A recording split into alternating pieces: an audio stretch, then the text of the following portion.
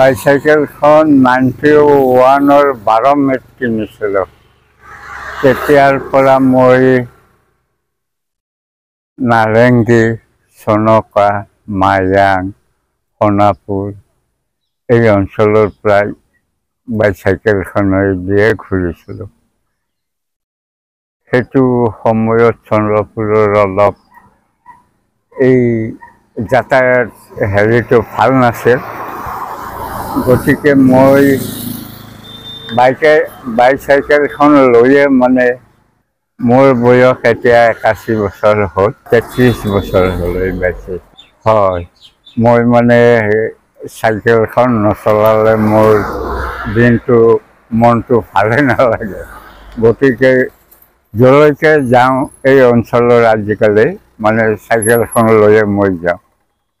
আচলতে মানুহে চাইকেল চলাব লাগে।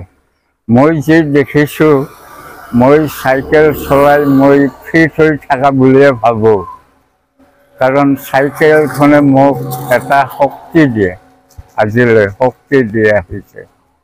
গতিকে চাইকেল চলাই থাকিলে মানুহৰ দেহ মনো ভালে থাকে।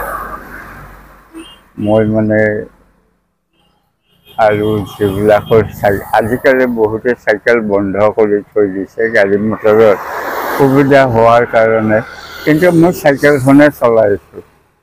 মোৰ বিৰাট ভাল লাগে চাইকেল।